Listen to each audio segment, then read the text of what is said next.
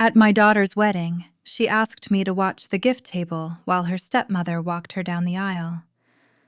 The request didn't come with a tremor of guilt or a flicker of hesitation.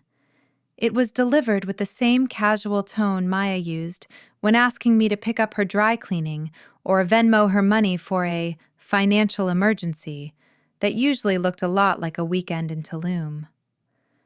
We were in the bridal suite of the Oglethorpe estate in Savannah, a place where the air smelled of salt marshes and old money.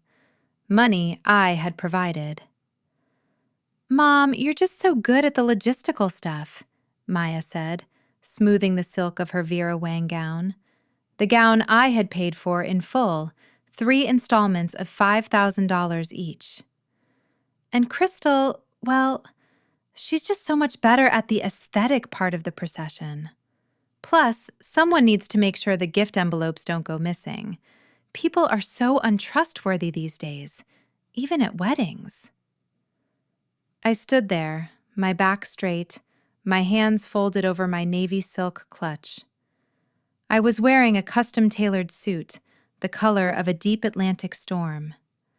My hair was pulled back into a silver-streaked bun so tight it felt like it was holding my very brain together. I looked at my daughter, my only child, the girl I had raised through the lean years of residency and the grueling years of building my own pediatric practice. And I didn't see a bride.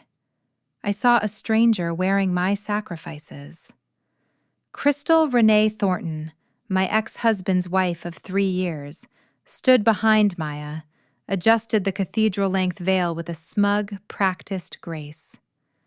Crystal was 34, 10 years younger than I was when I finally divorced Julian. She was all soft edges, Botoxed forehead, and performative vulnerability. "It's really for the best, Elise," Crystal chimed in, her voice like honey poured over gravel. "You've worked so hard on the planning. You deserve a moment to just sit back and keep an eye on things. I'll make sure Maya gets down those stairs safely. Those heels are treacherous." I looked at Julian, standing in the doorway in his tuxedo. He wouldn't meet my eyes. Julian, the man I supported through law school by working double shifts at the hospital. The man who had left me the moment the gray started to show at my temples, was now looking at his shoes. "The gift table is in the foyer, Mom," Maya added, checking her reflection one last time. "You'll have the best view of everyone coming in." Before we continue, I want to ask you, have you ever been treated like a guest at an event you personally funded? Have you ever had your presence reduced to a utility by the people you love most? Let me know in the comments where you're watching from, and if you've ever had to hold your tongue to keep the peace. I didn't scream. I didn't tear the veil from Maya's head or demand a refund from the caterer. I simply nodded. My mother, Hattie Mae, used to say that silence is the loudest thing a woman can wear when she's being insulted. "The gift table," I repeated. My voice was a low, steady hum. "I understand." "Great!" Maya chirped, oblivious to the fact that the atmosphere in the room had just dropped 20 degrees. "The processional starts in 10 minutes. I'm so glad you're being so mature about this, Mom. I knew you'd understand." She didn't hug me. She didn't want to wrinkle the dress. I walked out of the suite, my heels clicking rhythmically against the reclaimed heart pine floors. I walked past the floral installations that cost more than my first car. I walked past the open bar where top-shelf bourbon was being poured. Bourbon I had selected during a tasting Maya was too busy to attend. I reached the foyer. The gift table was a sprawling affair, draped in white linen, positioned tucked away in a corner near the servants' entrance, far from the grand staircase where the aesthetic would happen. There was a large birdcage for cards and a mountain of wrapped boxes. I took my seat on a small, uncomfortable wooden chair behind the table. I was the dean of medicine at one of the most prestigious universities in the South, a woman who managed a budget of $80 million and a staff of 500. And here I was, the designated security guard for a pile of toaster ovens and Egyptian cotton sheets. Guests began to trickle in, their faces a blur of polite confusion. "Elise, is that you?" It was Evelyn St. James, a woman I'd served on the hospital board with for 15 years. She was draped in gold and chiffon. She stopped, her eyes darting from me to the gift table. "Why are you sitting back here, dear? The ceremony is starting." "I'm on duty," I said, a small, tight smile playing on my lips. Maya wanted to ensure the gifts were secure. Evelyn's face fell. She was a mother of 3. She knew exactly what secure meant in this context. "But the processional? Who is walking her?" "Julian and Crystal," I said.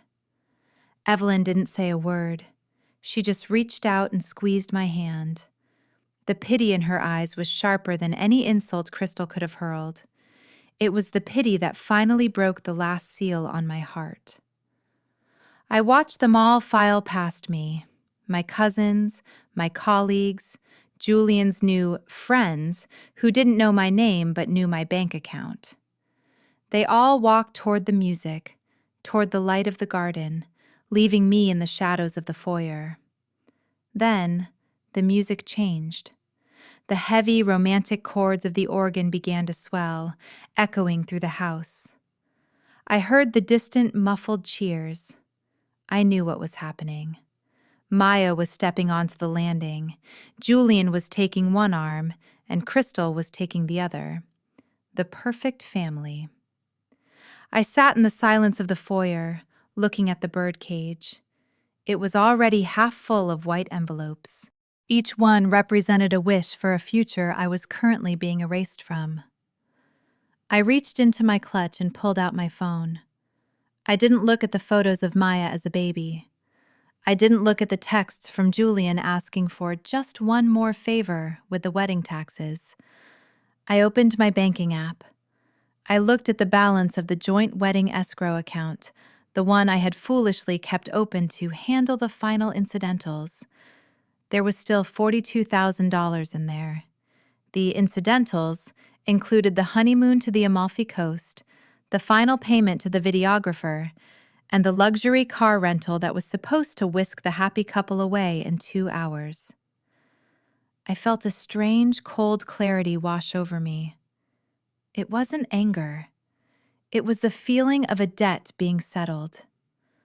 I looked at the mountain of gifts.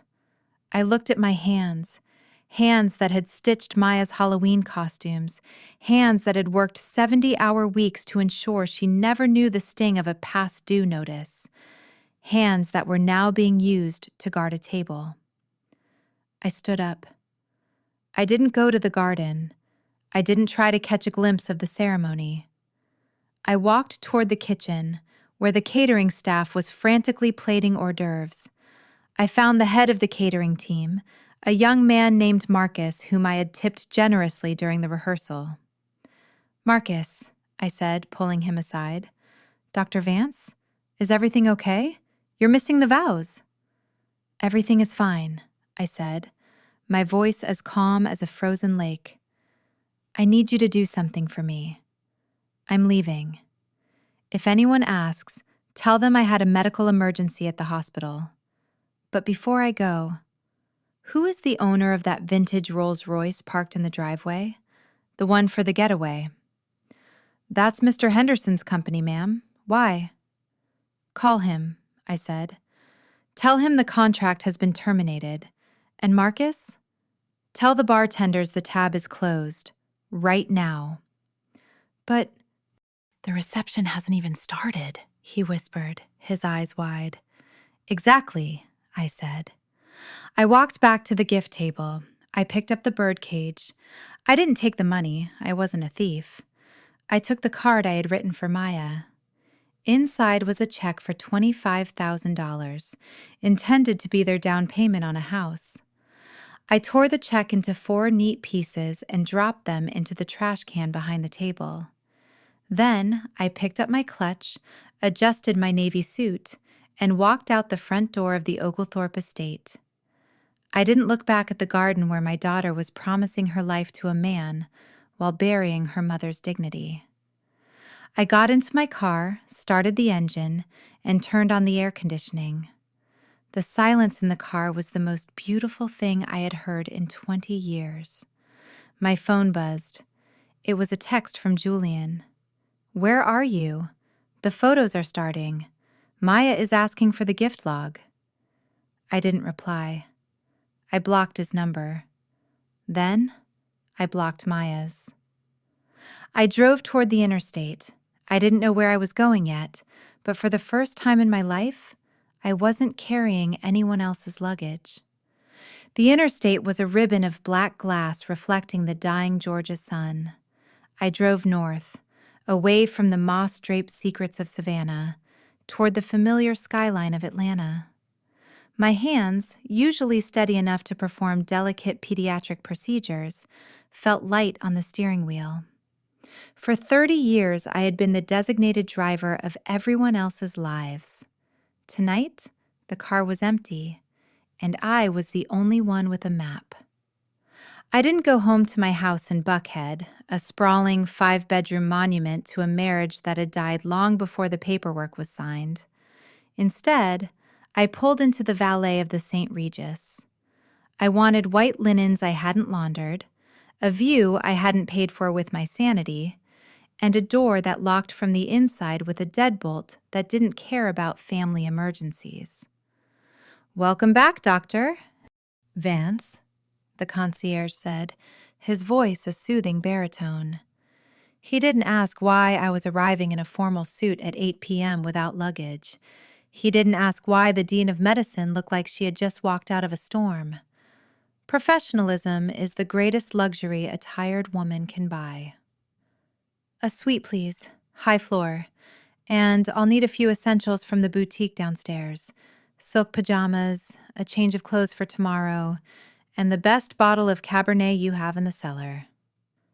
"Right away, doctor." I retreated to the 22nd floor. The room was cold, the air conditioning humming a low, mechanical lullaby. I walked to the floor-to-ceiling window and looked out at the city. Atlanta is a city built on the bones of those who refused to break. I felt a kinship with the concrete tonight.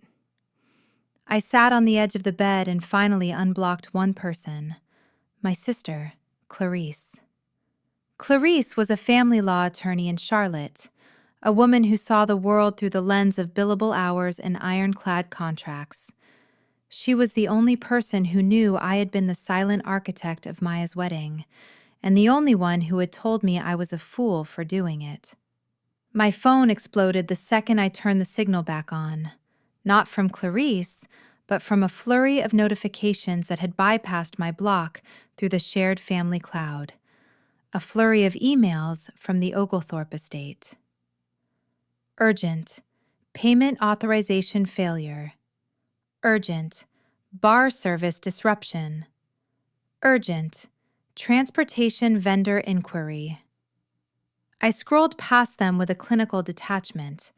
Then I saw it. An email from the wedding coordinator sent 2 hours ago titled, R.E. Surprise Announcement Logistics. I opened it. "Hi, Maya and Crystal. Just confirming that we have the slideshow ready to go right after the first dance. We've timed it perfectly so that right after Julian and Crystal's Parents of the Bride toast, the screen will reveal the floor plans for the new house you've all purchased together. We'll make sure the spotlight stays on the 3 of you during the big reveal." The floor plans for the new house. The house you've all purchased together. A slow, chilling heat began to rise from the pit of my stomach. I hadn't just been replaced at the wedding. I was being written out of the future. I knew Maya was looking for a house. I knew she had been saving her commissions from the gallery. But I didn't know she had invited Julian and Crystal to move into the guest wing of a property that was being funded, in part, by the inheritance I had set aside for her. I walked over to my laptop and logged into the trust account I'd established for Maya when she turned 21. It was supposed to be for her future, her first home, her children's education. I was the primary trustee, but as of 6 months ago, I had granted her limited access to the capital for investment purposes, trusting her judgment. My breath hitched as I looked at the transaction history. 3 months ago, $150,000 withdrawal. 2 months ago, $75,000 withdrawal. The recipient? JV Holdings LLC, Julian's shell company, the one he used for his real estate ventures that never seemed to yield a profit. I sat back in the velvet armchair, the weight of the betrayal pressing against my chest like a physical hand. They hadn't just sidelined me, they had been harvesting me. While I was picking out the centerpieces and paying for the open bar, they were drafting blueprints for a life built on the ruins of my hard work. Julian, the man who hadn't paid a dime in child support after the divorce because he was between firms, was now the co-owner of my daughter's future, funded by my sweat. The realization didn't make me cry. It made me feel incredibly, dangerously focused. When you are the strong Black woman of a family, people stop seeing you as a person and start seeing you as a natural resource. Like water or oil, they think you are infinite.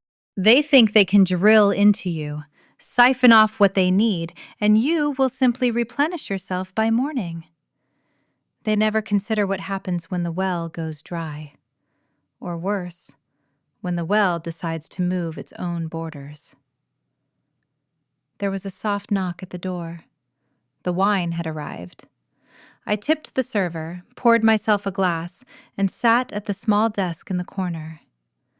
I pulled a yellow legal pad from the drawer, the same kind I used to study for the MCATs 35 years ago. I began to make a list. Not a list of grievances. I didn't care about their feelings anymore. I made a list of assets. 1. The Buckhead House, solely in my name. 2. The vacation cottage in Hilton Head, solely in my name. 3. The trust account. I am the primary trustee. I can freeze it within minutes. 4. The Porsche Macan Maya was driving, leased under my practice. 5. The medical insurance for the entire family, including Julian's consulting coverage, which I had never bothered to cancel. I looked at the list. It was a map of their dependencies. For years, I had maintained these tethers out of a sense of duty, a vestigial limb of a love that no longer existed. I thought I was being a good mother. I thought I was keeping the peace. But peace without respect is just a slow-motion surrender. I picked up the phone and dialed Clarice. She picked up on the first ring. Elise?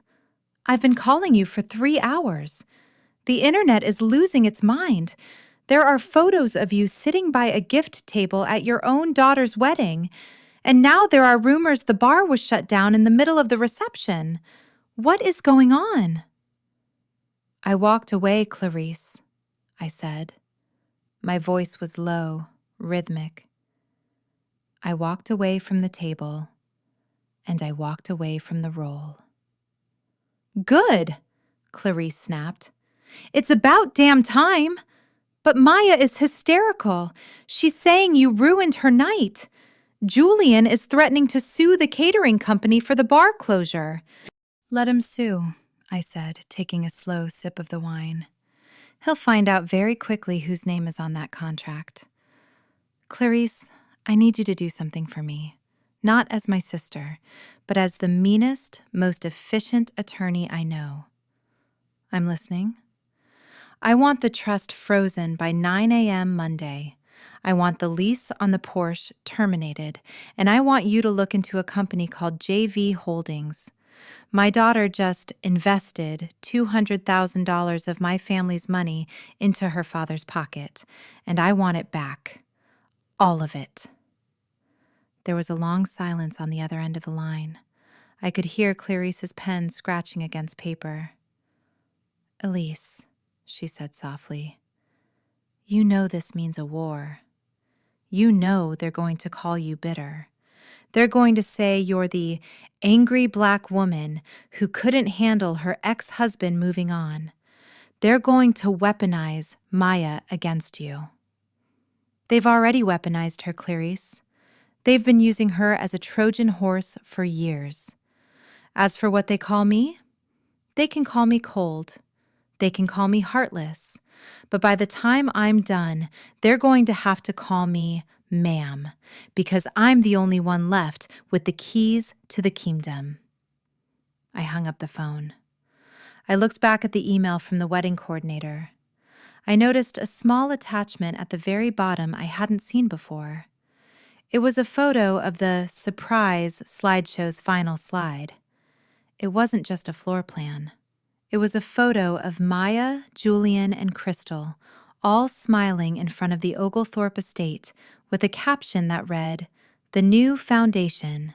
Finally, a family built on love, not duty." A family built on love, not duty. I felt the last thread of maternal guilt snap. It was a clean break. I stood up, walked to the bathroom, and began to wash the makeup from my face. I looked at the woman in the mirror. She looked tired, yes, but she also looked like someone who had just realized she was the one holding the deck of cards. I didn't sleep that night. I spent the hours until dawn drafting a very different kind of announcement. Because if they wanted a life built on love and not my duty, I was more than happy to give them exactly what they asked for. I was going to give them a world where my duty and my money no longer existed. At 6 a.m., my phone buzzed. It was an unknown number. I answered. "Mom?" It was Maya. Her voice was thick with tears, but there was an edge of entitlement beneath the sobbing. "Mom, how could you? The Rolls Royce never showed up. We had to leave in an Uber. An Uber, Mom! On my wedding night! And the bar. Do you have any idea how embarrassed I was? Crystal had to put the final $3,000 on her credit card. Everyone is talking about it." I didn't interrupt. I let the silence stretch until she had to gasp for air. "Are you done?" I asked. "No, I'm not done. You need to call the estate and fix the payment. And you need to apologize to Crystal. She's been crying all night because she thinks you hate her."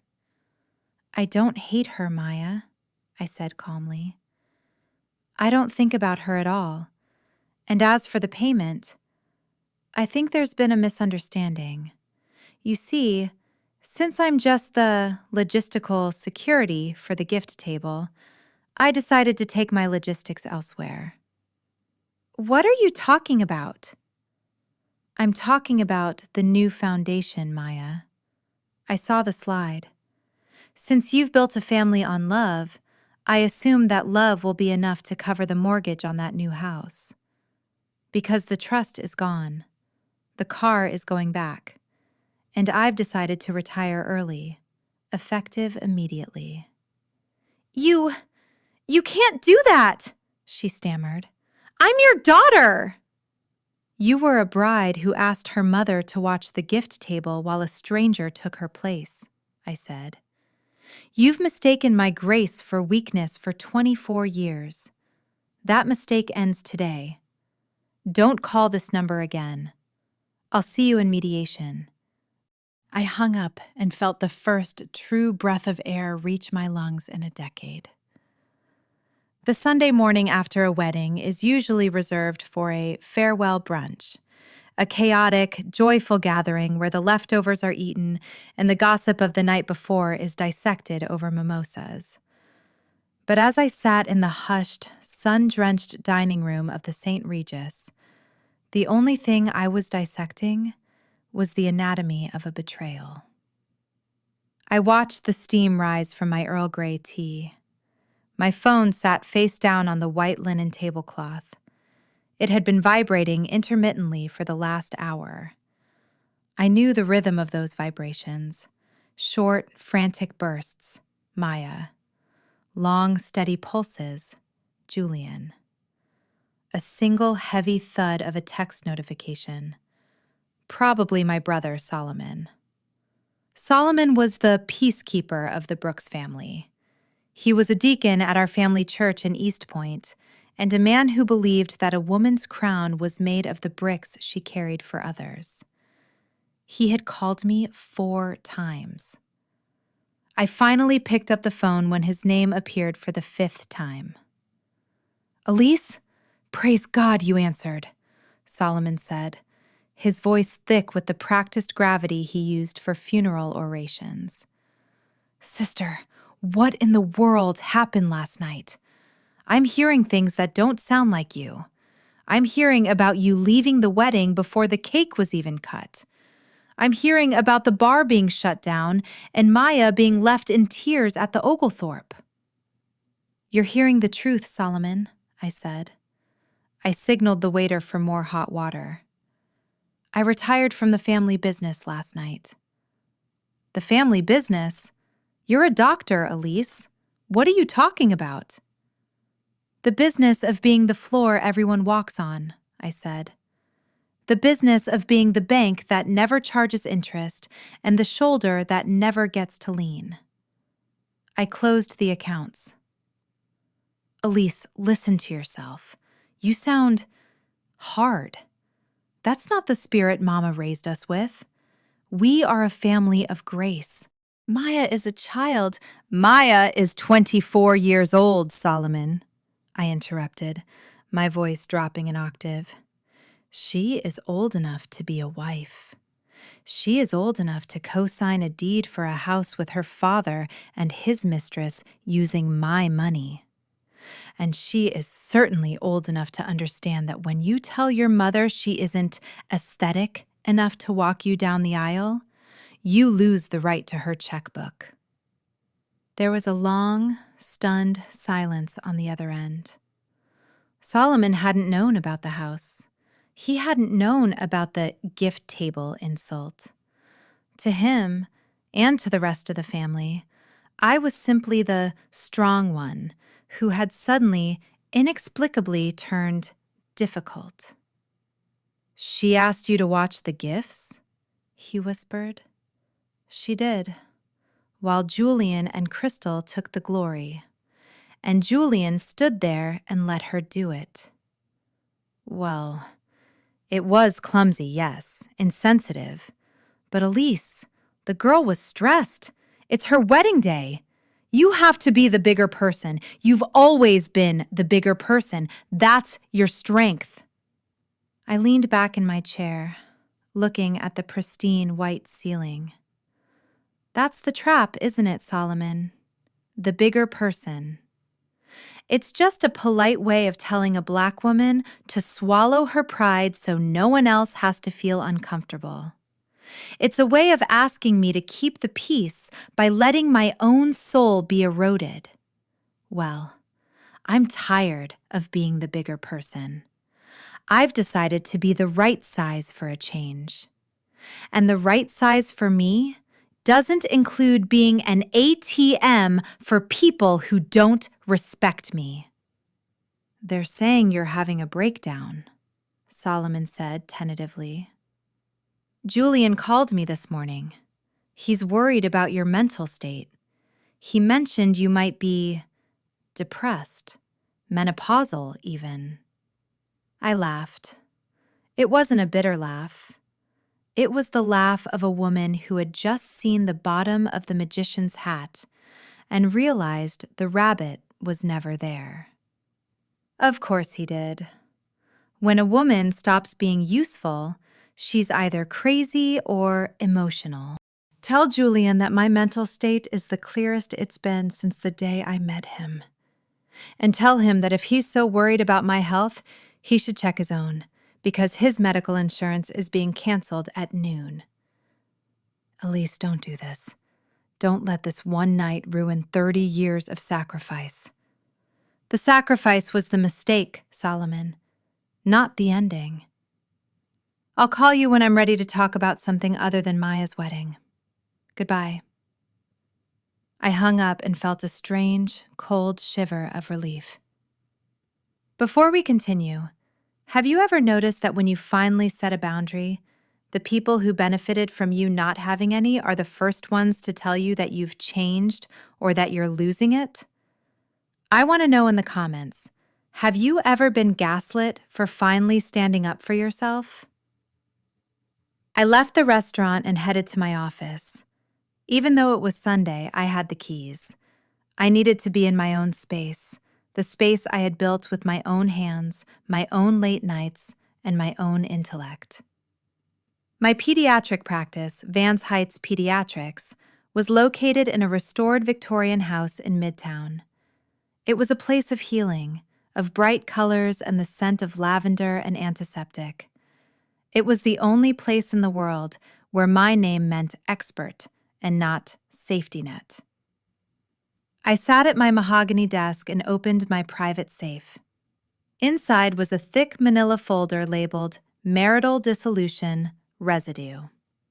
When I divorced Julian, I had been gracious. I had let him keep the interest in the summer house he never visited. I had agreed to pay for Maya's private school and college in full, even though he was making 6 figures at his firm. I had done it because I wanted a clean break, and I didn't want Maya to feel caught in the middle. But as I flipped through the documents, I realized there was a clause I had tucked away years ago, a small legal insurance policy I'd forgotten I even had.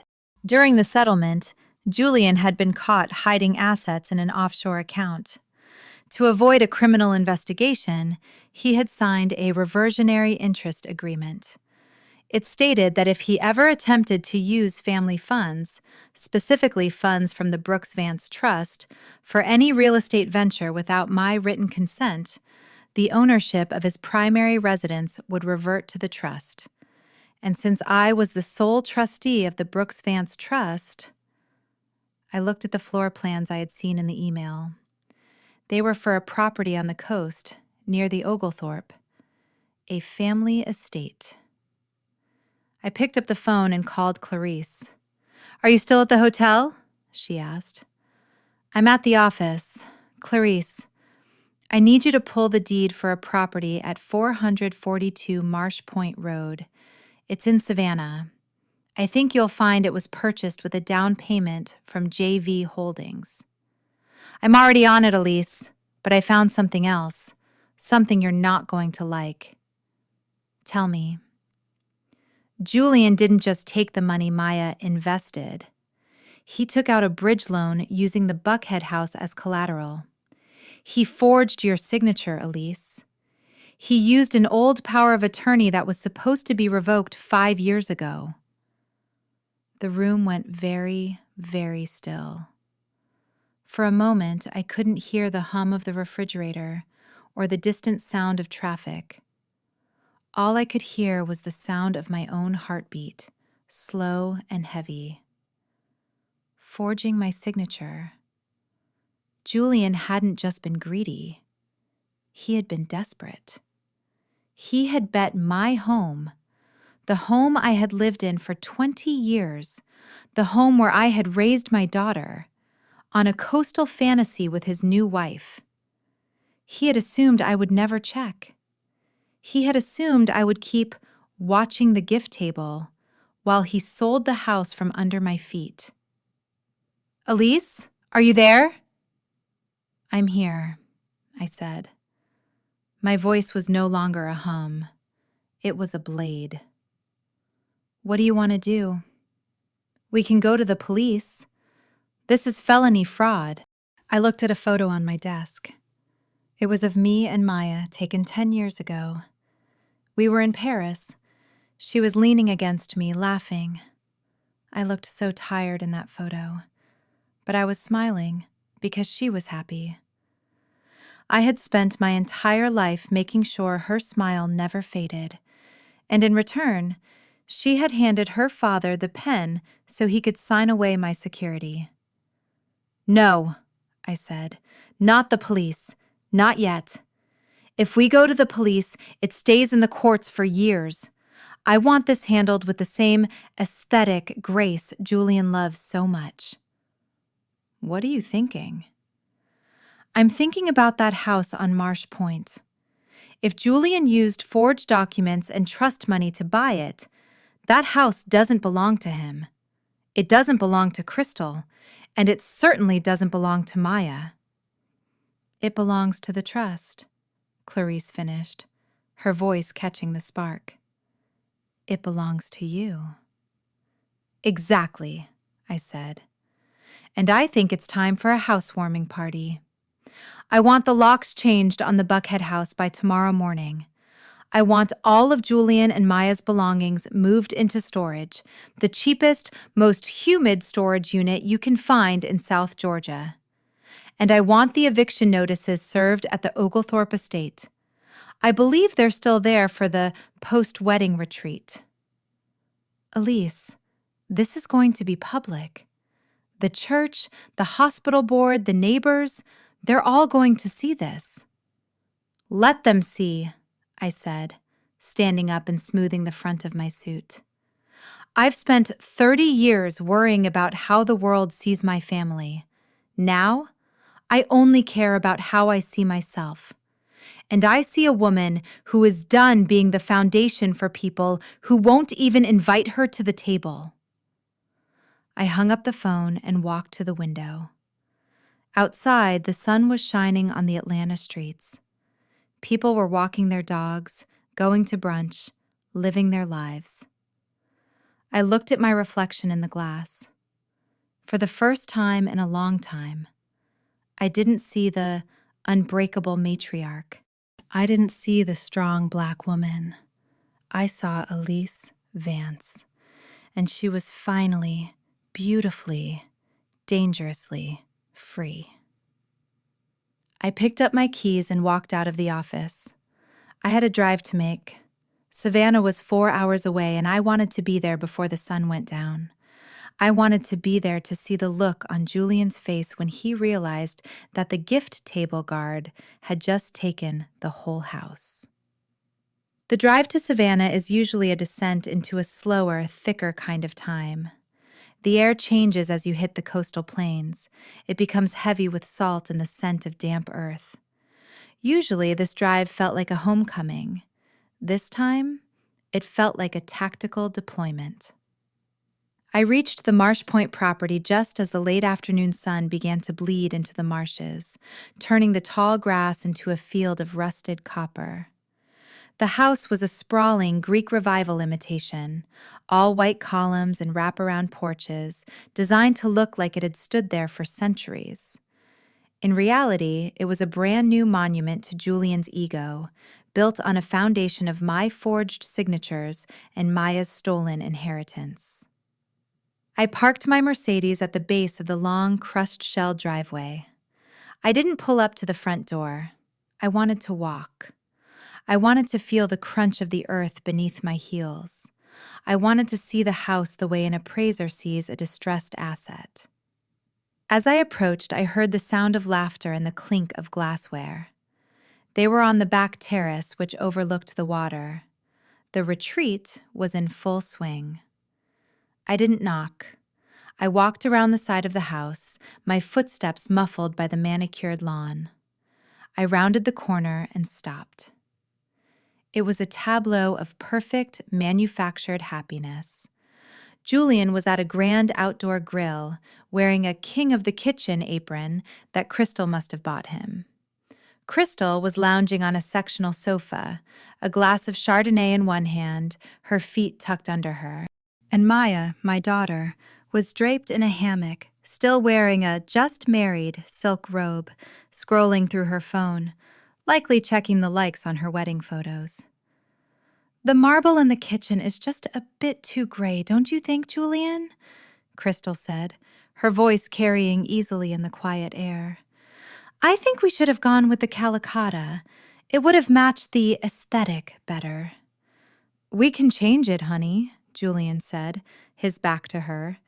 "Once the rest of the trust funds clear on Monday, we can swap out whatever you want. This is your house now, your sanctuary." "And mine," Maya chimed in without looking up from her phone. "I get the guest suite facing the sunrise. That was the deal." "Of course, baby," Julian said. "You're the one who made it all possible." I stepped out from the shadow of a large magnolia tree and into the light of the terrace. "It's a beautiful house, Julian," I said. "A bit derivative, but the view is certainly worth the price of admission." The silence that followed was absolute. It was the kind of silence that happens right before a lightning strike. Julian froze, the silver tongs in his hand poised over a steak. Crystal sat bolt upright, spilling a splash of wine onto her white linen shorts. Maya nearly fell out of the hammock, her phone slipping from her fingers and hitting the stone tile with a sharp clack. "Mom?" Maya whispered. Her face went pale, the tan she'd worked so hard for in Tulum, suddenly looking like ash. "Elise?" Julian said, his voice dropping into that defensive, lawyerly register I knew so well. He set the tongs down and wiped his hands on his apron. "What are you doing here? We're in the middle of a private family weekend." "I know," I said, walking toward the center of the terrace. I didn't stop until I was standing at the head of their outdoor dining table. I took a slow, deliberate look around. I saw the invitation. The new foundation. It's quite the statement, Julian, although foundations usually require a solid base. Yours seems to be built on paper, specifically paper with my name forged at the bottom. Crystal stood up, her face twisting into a mask of offended dignity. "Now look here, Elise. You can't just come onto our property and start making accusations. You've already caused enough of a scene by abandoning your daughter on her wedding day. We had to pay the caterers out of our own pockets." I turned my gaze to Crystal. It was the look I used when a junior resident tried to lie to me about a patient's vitals. It was a look that stripped away the vanity and left only the shivering truth. "Our property?" I asked softly. "Crystal, dear, you've been in this family for 3 years. You've spent most of that time picking out throw pillows and trying to convince my daughter that you're her cool best friend instead of her father's mistake. You don't have a property. You have a lease on a life you can't afford." "Mom, stop it!" Maya scrambled out of the hammock, her voice high and trembling. "Why are you being like this? You're ruining everything! Julian said the house was a gift for the whole family. He said you were on board with the investment." I looked at my daughter. My heart didn't break. I think it had already finished breaking the night before. Now it was just a hard, cold knot of resolve. "Did he, Maya?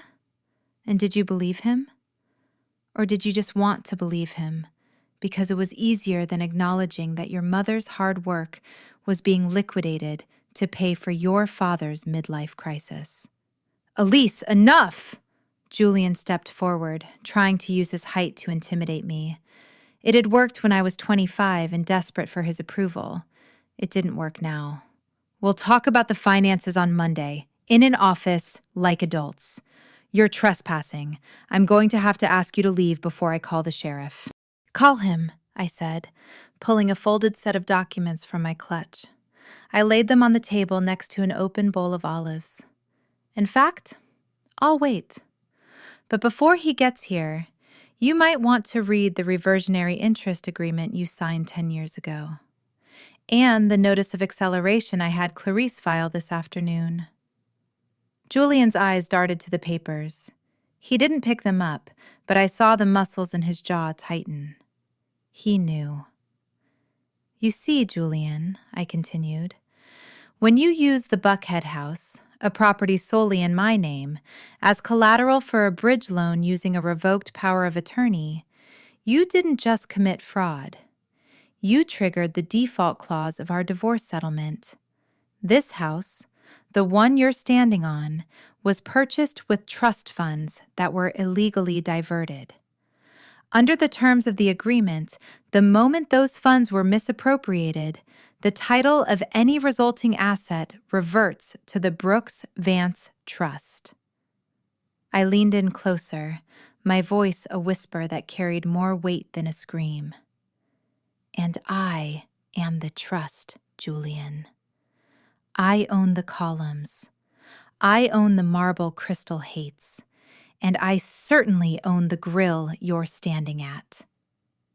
You're bluffing, Crystal hissed, though her hand was shaking as she reached for her wine. I don't bluff, I said. I diagnose, and your situation is terminal. Maya, I hope you haven't unpacked your bags in the guest suite, because the locks on the Buckhead house were changed 4 hours ago. Your things, and Julian's, and whatever Crystal managed to squeeze into my closets, are currently being loaded into a truck. They will be held in a storage facility in Waycross until you pay the outstanding balance on your wedding venue. Maya let out a choked sob. You kicked me out? Mom, I just got married. Where am I supposed to go? You have a husband, Maya, and a new foundation. I suggest you go there, wherever there is, because it isn't here. Elise, you can't do this to your own daughter, Julian said, his voice losing its edge, becoming desperate. Think about the scandal. Think about your reputation at the hospital. What will people say when they hear you made your own child homeless the day after her wedding? I looked at him, and for a fleeting second, I felt a pang of genuine pity. He really thought the strong black woman armor was a permanent fixture. He thought I would always care more about appearances than my own soul. They'll say I finally stopped being a bridge for people who only wanted to cross me, Julian. They'll say I've retired.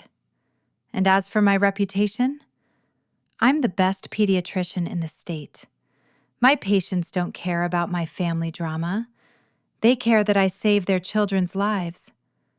My reputation is built on my hands and my brain, not on your approval. I turned to Maya.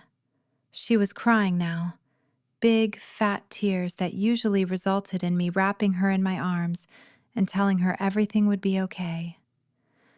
I felt the old instinct rise up, the urge to heal, to fix, to protect.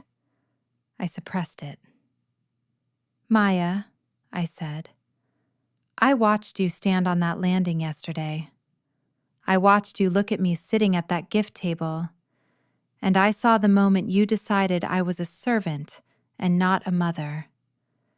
You didn't just ask me to watch the gifts. You asked me to watch you erase me. Well, I've finished watching. I'm going to go have dinner now. You have 1 hour to clear your personal items from this house. After that, the security team I hired will be here to escort you off the premises. 1 hour? Crystal shrieked. That's impossible. We have 3 cars worth of stuff here. Then I suggest you stop talking and start packing, I said. I turned and walked back toward the front of the house. I could hear them behind me, the sudden, frantic eruption of an argument. Not an argument with me, but with each other. Julian, you said this was handled, Crystal yelled. Maya, get off the phone and help us, Julian barked. I hate you, Maya wailed, though I wasn't sure if she was talking to me or her father. I walked down the crushed shell driveway, the sound of their chaos fading behind me. I reached my car and sat in the driver's seat for a long time, looking at the white columns of the house through the windshield. I thought about the night Maya was born, how I had held her in that cold hospital room and promised her the world. I had kept that promise. I had given her the world, but I had forgotten to teach her that the world has a price, and that the person providing it is a human being, not a fountain. My phone buzzed. It was a text from an unknown number. I saw you at the Oglethorpe yesterday. You looked like a queen in a dungeon. I hope you burned it down. I stared at the screen. It was a local Savannah area code. I didn't recognize the number, but the phrasing.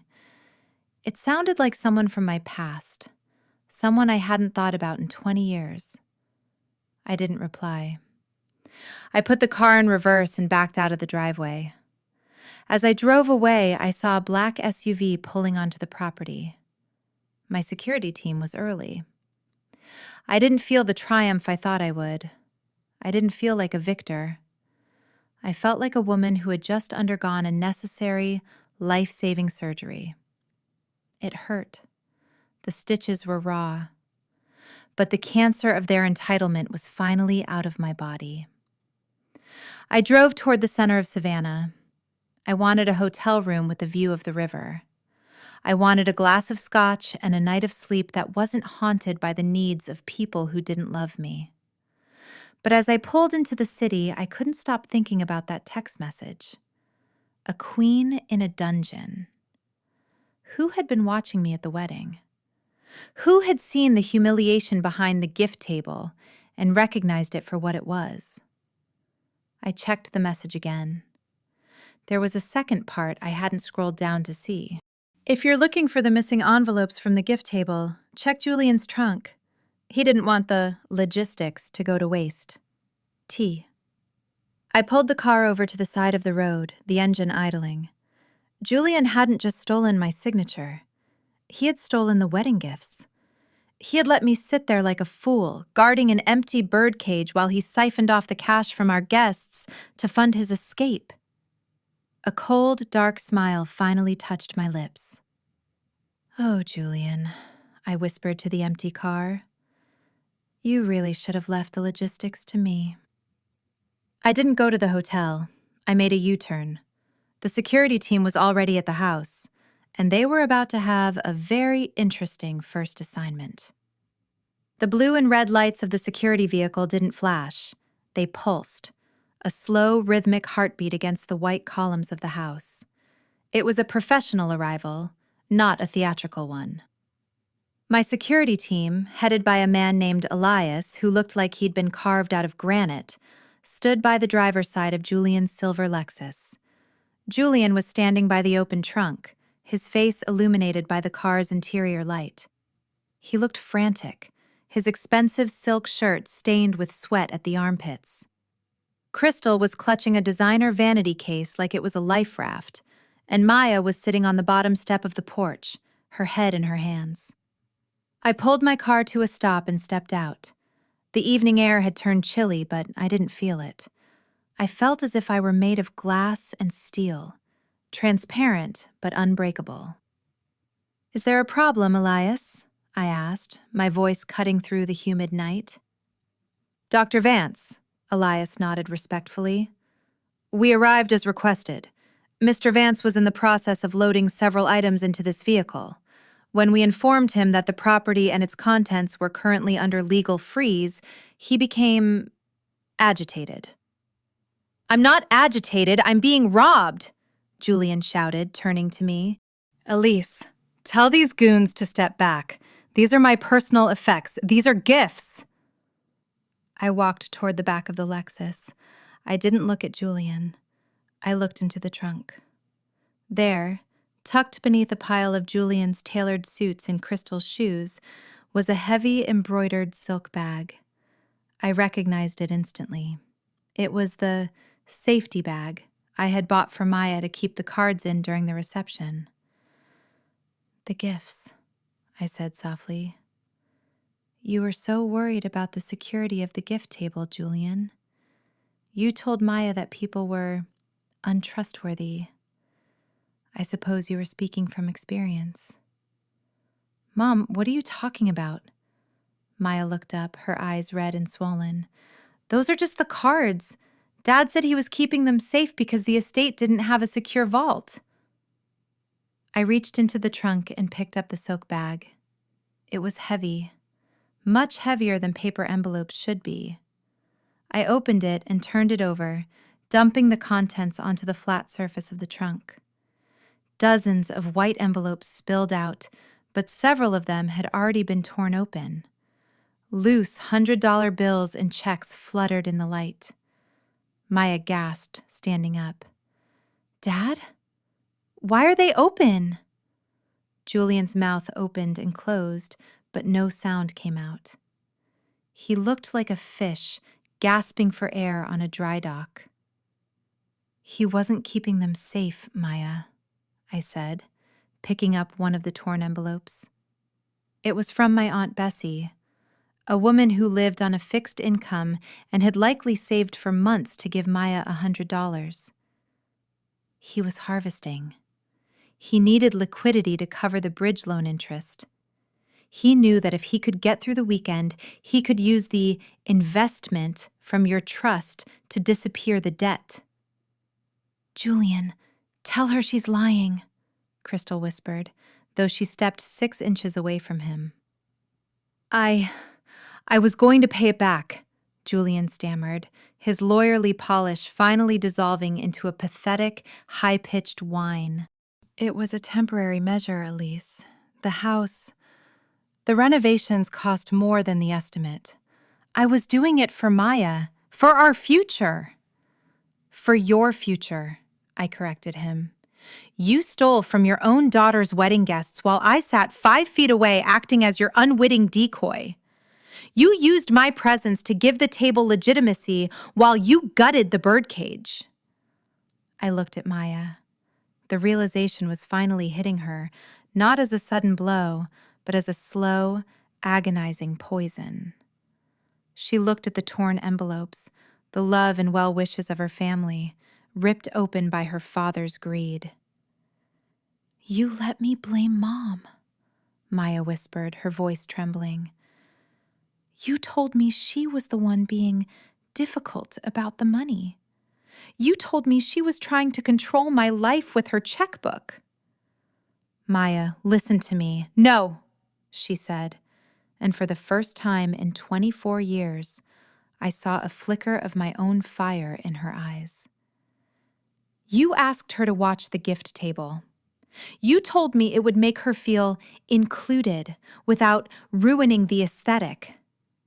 But you just wanted her there so no one would notice you taking the bags." I felt a strange, hollow ache in my chest. Maya was finally seeing him, but the cost was the destruction of the father she thought she knew. It's a terrible thing for a daughter to realize her hero is a thief. "Elias," I said, turning to the security lead, "please take the bag and the contents. We'll be doing a full inventory against the guest list. Anything that has been tampered with will be documented for the police." "Elise, wait!" Julian lunged toward me, but Elias stepped into his path with the silence of a closing door. Julian stopped. "You can't go to the police. It'll destroy Maya's reputation. The Vance name belongs to me, Julian. You took it when we married, and you tarnished it when you left. But tonight, I'm taking it back." I turned my back on him. It was the most satisfying thing I had ever done. "Maya," I said, "there's a car waiting at the end of the drive. It's not a Rolls-Royce, and it's not an Uber. It's a car I hired to take you to a hotel in Savannah. Not this house, not your father's house. A neutral place." "I don't have any money, Mom," she sobbed, her bravado completely gone. "My cards are all linked to the joint account. Dad said—" "I know what he said. The hotel is paid for 3 nights. After that, you'll need to figure out your next steps. I suggest you start by looking for a job that doesn't involve aesthetic consulting." "Are you coming with me?" she asked, her voice small and childlike. I looked at her. I loved her. I would always love her. But if I got in that car with her now, I would be back in the same cycle. I would be the strong mother fixing the broken child's mistakes. I would be the safety net that prevented her from ever learning how to fly or how to fall. "No, Maya," I said. "I'm going to stay here, in my house. I have a lot of work to do." I watched Elias escort Julian and Crystal toward their car. They were allowed to take their clothes in Crystal's vanity case. Nothing else. Julian tried to say something to me as he passed, but I simply looked through him, as if he were made of thin, cheap smoke. Maya stood on the porch for a long moment. She looked at the house, then at me. "I'm sorry, Mom," she whispered. "About the table. About everything." "I know you are, Maya. But sorry is a seed. You have to plant it, water it, and wait for it to grow into something real. Right now, it's just a word." She nodded, wiped her eyes, and walked toward the waiting car. As the tail lights disappeared down the driveway, the silence of the marsh returned. It was heavy and ancient. I pulled out my phone and looked at the message from T. "If you're looking for the missing envelopes, check Julian's trunk." I typed a reply for the first time. "Who are you?" I waited. The crickets chirped in the tall grass. The security team began their first sweep of the perimeter. My phone buzzed. "An old friend who tired of watching you play small for people who couldn't see your crown. Check the bottom of the silk bag. There's a smaller envelope Julian didn't see. T." I walked over to where Elias was holding the bag. I reached inside, feeling past the cards and the loose cash. My fingers brushed against a small, heavy square of vellum. I pulled it out. It wasn't a wedding card. It was an old, yellowed photograph. It was a picture of me, 25 years ago, in my graduation robes from medical school. I was holding a bouquet of roses, looking at the camera with a fierce, unclouded ambition. Standing next to me was a man I hadn't seen in 2 decades. Terrence Thorne. He had been Julian's best friend in law school. The man who had told me, the day before my wedding, that I was marrying a man who would never understand the value of the woman he was gaining. I had dismissed him as jealous. I had cut him out of our lives because Julian said he was bad influence. On the back of the photo, in sharp, elegant handwriting, were 4 words. "Welcome back, Dr. Vance." I looked out at the marsh, the black water reflecting the stars. I wasn't alone. I had been guarded by a ghost I had long forgotten, while I was busy guarding people who didn't deserve my protection. I felt a sudden, sharp laugh bubble up in my throat. It was the sound of a woman who had finally, truly woken up. I walked into the house, my house. I flipped on the lights. I looked at the marble in the kitchen.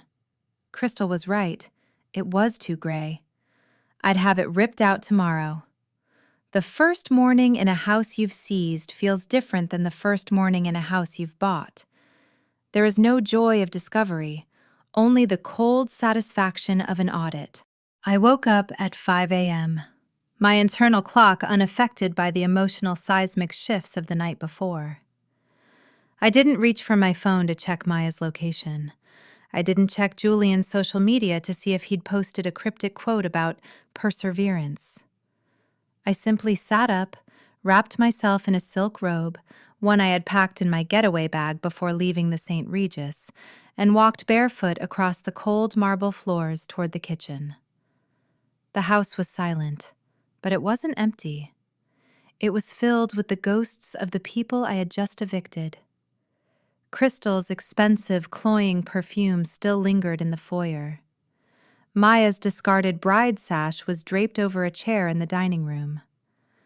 I walked to the kitchen island, the one with the 2 gray marble, and began to methodically clear the counter. I threw away the half-eaten artisanal cheeses, the expensive crackers, and the bottle of Chardonnay Crystal had spilled. I wiped the surface until it shone like a mirror. Then, I sat down and opened my laptop. "Good morning, Clarice," I said when my sister picked up the phone. "You're up early. Did you sleep at all?" "I slept like a woman with a clear conscience, Clarice, which is to say, I slept deeply. Tell me about the audit." Clarice sighed, the sound of paper rustling over the line. "It's worse than the bridge loan, Elise. I've been looking into JV Holdings. Julian wasn't just using the trust for the house. He was using it to cover up a shortfall in his firm's escrow accounts. He's been borrowing from client settlements for years. He used the money from Maya's trust to plug the holes before the state bar audit next month." I closed my eyes for a second. The betrayal had layers, like a rotted onion. "So he didn't just steal from me. He's a criminal." "Technically, yes. If those funds aren't replaced, he's looking at disbarment and prison. That's why he was so desperate to get Maya to invest. He needed a legitimate-looking influx of cash to explain the balance." "And Maya?" I asked, my voice tight. "Did she know?" "From what I can see, she was just the delivery girl. He told her she was becoming a partner in the family legacy. He played on her ego, Elise. He made her feel like she was finally the one in charge, while you were the old guard holding her back." I looked out the window at the marsh. The sun was beginning to climb, turning the water into a sheet of silver. "He used her as a human shield." "Exactly. If you go after him, you technically go after the company Maya is now an officer of. He tied her to the anchor, so you wouldn't sink the boat." I felt a cold, surgical anger settle into my bones. Julian had always been a predator, but I hadn't realized he was willing to consume his own child to survive. "He underestimated one thing, Clarice," I said. "He thinks I still view Maya as a part of myself. He thinks my maternal instinct is a leash he can pull. But he forgot that I'm a doctor.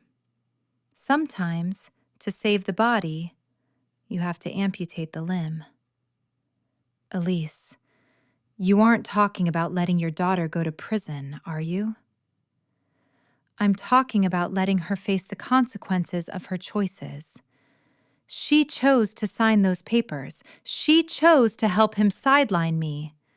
If she wants to be an officer of a company, she can deal with the liabilities of that office.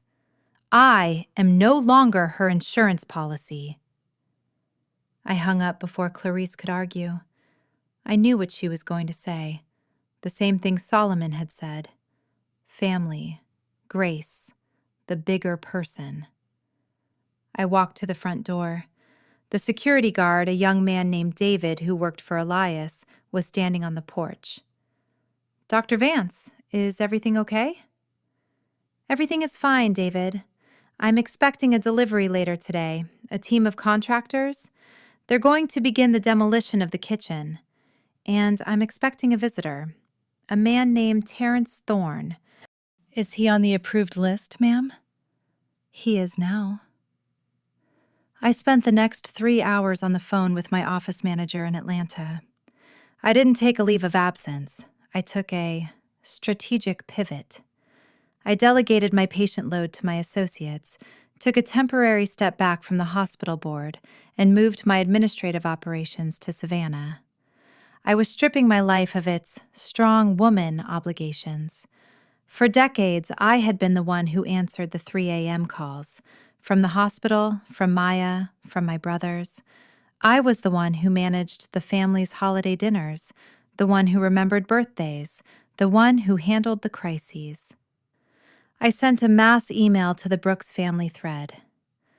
"To my family, I am taking an indefinite period of rest. My home in Buckhead is being prepared for sale. My phone will be off for non-emergencies. If you have a crisis, Please contact your respective insurance providers or local authorities. I am no longer available for consultation. With love, Elise. I muted the thread immediately. The explosion would be spectacular, but I wouldn't be there to hear the blast. At 11 a.m., a black sedan pulled into the driveway. I didn't wait on the porch. I stood in the foyer, my hands folded, watching the man step out of the car. Terrence Thorne hadn't aged the way Julian had. Julian had become soft, his face mapped with the anxiety of 1,000 lies.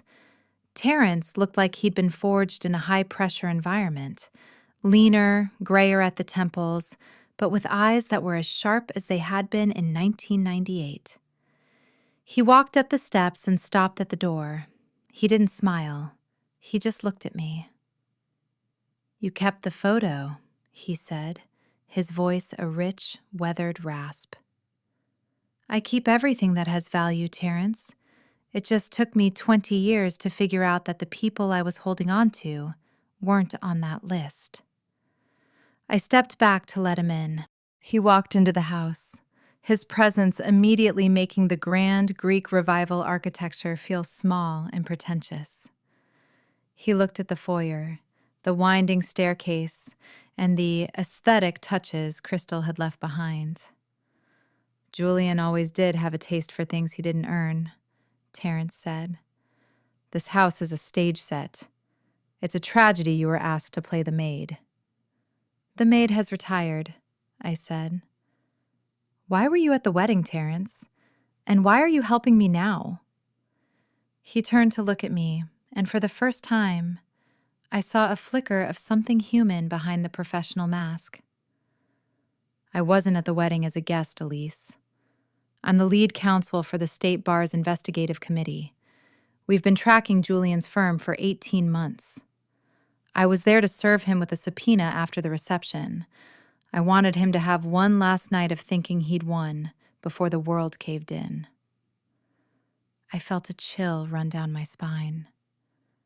"You were going to arrest him at his daughter's wedding?" "I was going to wait until the getaway car pulled out. But then I saw you. I saw you sitting at that table, guarding a pile of toaster ovens while your husband and daughter paraded past you like you were a piece of the furniture. I realized that if I took him down that night, I'd be taking you down too. You were still too tied to him. Your name was on the accounts. Your house was the collateral." He stepped closer, his voice dropping. "I didn't give you that tip about the gifts to be kind, Elise. I gave it to you to see if you were still the woman in that photograph. The woman who knew when a situation was unsalvageable. I needed to know if you were going to go down with the ship or if you were finally ready to let it sink." "And?" I asked. "And you burned the lifeboats before the ship even hit the iceberg," he said, a ghost of a smile appearing. "That was a masterstroke. Closing the bar, Julian had to use his personal credit card for the final venue fee. It triggered a fraud alert on his accounts that my team used to freeze his remaining assets this morning." I sat down on the bottom step of the staircase, the weight of the moment finally hitting me. "So it's over. He's losing everything." "He's losing the things he stole," Terrence corrected. "But there's a problem. Maya's signature is on the bridge loan documents, and her name is listed as a co-manager of JV Holdings. When the indictments come down next week, she's going to be named, Elise." The silence in the house was deafening. "She's my daughter, Terrence," I whispered. "I know. And that's the final gift Julian is trying to take from you. He's banking on the fact that you'll trade your house, your savings, and your peace to keep her out of a courtroom. He's already drafting the settlement offer. He's going to ask you to sign over the Marsh Point property and the remainder of your retirement fund in exchange for him taking the full blame." I looked up at him. He's holding her hostage. He is. And now you have to decide, Dr. Vance. Are you going to pay the ransom? Or are you going to let her see exactly what kind of man she chose over you? Before I could answer, the front door burst open. Maya was standing there. She wasn't the polished, aesthetic bride anymore. Her hair was a mess, her eyes were bloodshot, and she was clutching a thick envelope. "Mom!" she screamed, her voice cracking. "Dad, the police were at the hotel. They're looking for him. He told me to bring you this. He said if you don't sign it right now, I'm going to jail." She threw the envelope at my feet. It was the settlement Terrence had just described. I looked at the envelope, then at my daughter, then at Terrence. My phone buzzed in my pocket. A text from Julian. "Clock is ticking, Elise. Protect our girl. Sign the papers and this all goes away. Don't be the reason she loses her life before it starts." I looked at Maya. She was trembling, looking at me with that same entitled desperation she'd used since she was a toddler. She expected me to pick up the pen. She expected the unbreakable foundation to hold one more time. I picked up the envelope, but I didn't open it. "Maya," I said, my voice as calm as a prayer. "Did you know he was stealing from the clients?" He said it was creative accounting. He said it was how business is done." "And did you think it was creative to use my house as a pawn?" "I didn't think it would matter. You have so much, Mom. You're always fine. You're the strong one." I stood up. I walked past her to the kitchen island. I picked up a silver lighter I'd used to light a candle earlier. "Mom, what are you doing? Sign it!" Maya cried. I held the lighter to the corner of the envelope. Terrence watched me, his expression unreadable. Maya let out a horizontal shriek of pure terror. "No! Mom, stop!" I watched the flame catch. The heavy vellum crinkled and blacked, the legal jargon of Julian's last-ditch manipulation turning into gray ash that drifted onto the too gray marble. I held it until it burned my fingertips, then dropped the charred remains into the sink. "The ransom has been denied, Maya," I said. "Go back to the hotel. Tell your father that I am no longer in the business of saving people who are happy to drown me." "You're letting them take me?" Maya whispered, her face pale with a horror she couldn't comprehend. "No," I said, looking her dead in the eye. "I'm letting you grow up. Terrence, I believe you have a subpoena to serve?" Terrence stepped forward, pulling a blue folder from his jacket. "Maya Vance," he said, "you are required to appear before the investigative committee. I suggest you get a lawyer, a real one, not your father." As Maya collapsed onto the floor in a fit of hysterics, I didn't move to comfort her. I walked to the window and looked out at the marsh. The sun was fully up now. The world was bright, sharp, and utterly indifferent to the drama in the room. And for the first time in my life, I realized that being the strong one didn't mean carrying the weight. It meant having the courage to put it down. Maya stayed on the floor for a long time, her weeping echoing against the high, vaulted ceilings of the foyer.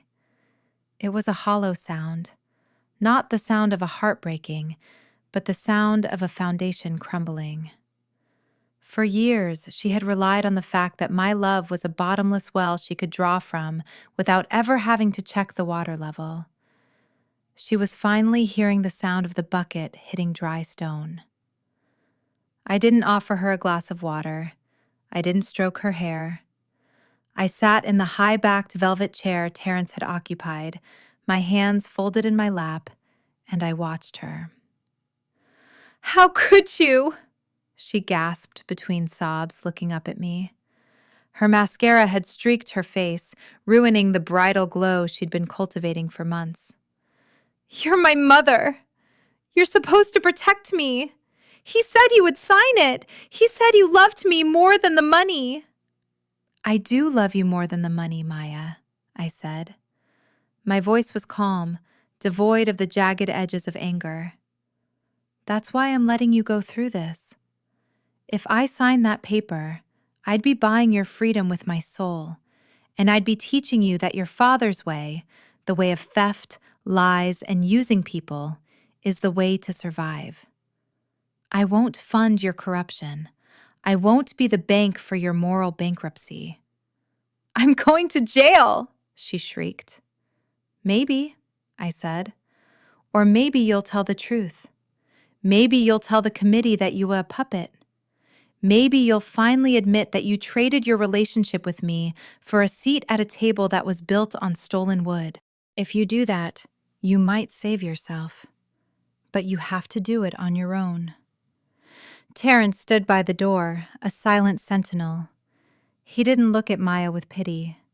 He looked at her with the clinical detachment of a man who had seen 1,000 good girls get caught up in their father's sins. "The car is still outside, Maya," Terrence said quietly. "You should go. The longer you stay here, the more you look like a co-conspirator trying to intimidate a witness." Maya scrambled to her feet. She looked at me one last time, a look of pure, unadulterated hatred. It was the look of a child who had been told no for the first time in a way that couldn't be negotiated. "I wish Crystal was my mother," she spat. "At least she cares if I'm happy." "Crystal cares if you're a good accessory, Maya," I replied, unaffected. "Happiness requires a conscience. You'll find that out soon enough." She turned and ran out the door, the heels of her wedding shoes, the ones I had paid for, clattering on the porch until the sound was swallowed by the marsh air. The house fell silent. "That was hard to watch," Terrence said, moving toward the kitchen. He poured 2 glasses of water from the tap. He handed one to me. "I've performed surgery on infants with heart defects, Terrence," I said, taking a sip. "I've had to tell parents their children weren't coming home. This wasn't hard. This was necessary. The wound had to be debrided before it could heal." "You're a cold woman, Elise Vance," he said, but there was a flicker of admiration in his eyes. "No, I'm a finished woman. There's a difference." I spent the rest of the day in a state of hyper-focused activity. I didn't dwell on Maya's words. Instead, I called a local contractor. By 4 p.m., a crew had arrived to board up the guest wing and begin the process of stripping the wallpaper Crystal had chosen. I wanted the house neutralized. I wanted the aesthetic of their betrayal scrubbed from the walls. As the sun began to set, my phone started to buzz again. The family thread was on fire. Solomon had evidently heard from Maya. "Elise, what have you done? Maya is in a state. She says you burned a legal document and told her to go to jail? Tell me this isn't true. Tell me you haven't lost your mind." I didn't reply. I watched the bubbles of the group chat appear and disappear. "We're coming down there. Me, Mother, and Aunt Bessie. We're leaving Atlanta now. We need to have a family meeting. This has gone too far." I looked at the message. A family meeting. The traditional Brooks family ambush. It was the way they'd always handled me. When I wanted to divorce Julian the first time, 15 years ago, they'd staged a meeting. They'd sat me down and talked about the sanctity of the Black family and supporting our men, until I felt so guilty I stayed for another decade of misery. I typed a single sentence. "If you enter this property without an invitation, I will have the security team remove you. There is nothing to discuss. My peace is not up for negotiation. I put the phone on Do Not Disturb and walked out to the pier. The marsh was alive with the sounds of the evening, the low croak of bullfrogs, the rustle of the wind through the sawgrass. I sat on the edge of the wooden dock, my legs swinging over the dark, brackish water. I thought about the strong black woman trope, how we are taught that our value is measured by how much we can endure without breaking, how we are praised for being the backbone until our spines are permanently curved under the weight of everyone else's expectations. I realized then that I had been a voluntary prisoner of that title. I had worn my exhaustion like a badge of honor. I had let them treat me like a safety net because it made me feel indispensable. But being indispensable to people who don't respect you is just a high-functioning form of slavery. I heard footsteps on the dock. It was Elias, the security lead. Dr. Vance, there's a vehicle at the gate, a black SUV. They're claiming to be your family. Are they on the list, Elias? No, ma'am. Then you know what to do. I stayed on the dock. I didn't go up to the house to watch the confrontation. I didn't want to see Solomon's indignant face or hear my mother's disappointed sighs. I simply listened. From the distance, I heard the muffled sound of raised voices. I heard Solomon's deep deacon's baritone demanding to see his sister. I heard the calm, professional murmur of Elias's team. And then I heard the sound of the SUV turning around, the tires crunching on the gravel as they were turned away from the kingdom they thought they had a permanent key to. A few minutes later, my phone lit up with a text from an unknown number. It was Solomon, using someone else's phone. You've turned your back on your own blood, Elise. You're sitting in that house alone. But remember, pride goes before the fall. When you realize you've pushed everyone away, don't call us. I looked at the message. I felt a strange, light sensation in my chest. It wasn't sadness. It was the feeling of a tether finally snapping. I replied, I didn't push you away, Solomon. I simply stopped carrying you. If that feels like distance, it's because you never learned how to walk on your own. I blocked that number too. I walked back up to the house. Terrence was gone, having returned to the city to prepare the filings for Monday. The contractors had finished for the day. The house was quiet, save for the hum of the refrigerator. I went to the master bedroom, the one Julian and Crystal had shared for the last week. I had already had the cleaning service strip the bed and burn the linens. I stood in the center of the room and looked at the vanity. There, tucked into the corner of the mirror, was a small, handwritten note Crystal had left for herself. Mrs. Julian Vance, the First Lady of Marsh Point. I pulled the note down, crumpled it into a tiny ball, and tossed it into the empty trash can. I went to the kitchen, made myself a cup of tea, and sat at the island. I pulled out a fresh legal pad. I didn't write about the trust or the house. I wrote a list of things I wanted to do for myself. 1. Buy a boat. A small one I can pilot alone. 2. Travel to Ghana. Stay as long as I want. 3. Start a scholarship fund for young Black women in medicine, specifically those who are the first in their families to lead. 4. Learn to sit in silence without feeling the need to fix it. I looked at the list. It was a modest start, but it was mine. Just as I was finishing, my doorbell rang. I checked the security camera. It wasn't Solomon. It wasn't Julian. It was a courier. I went to the door and signed for a large, flat package. I took it into the living room and opened it. Inside was a framed photograph. It was a high-resolution, professional shot of me from the wedding. I was sitting at the gift table. My back was perfectly straight. My expression was one of immense, quiet dignity, even as the world around me was disregarding my presence. At the bottom of the frame, there was a silver plaque. The architect of her own peace. There was no card, no name, but I knew it was from Terence. He hadn't seen a woman in a dungeon. He had seen a woman waiting for the exact moment to reclaim her throne. I hung the picture in the foyer, right where the family portrait of Julian, Crystal, and Maya was supposed to go. I looked at the image of myself. For the first time, I didn't see the woman who watched the table. I saw the woman who owned the room. The battle wasn't over. Monday would bring the depositions. The lawyers would come with their claws out. Julian would try to smear me. Maya would likely testify against me to save her own skin.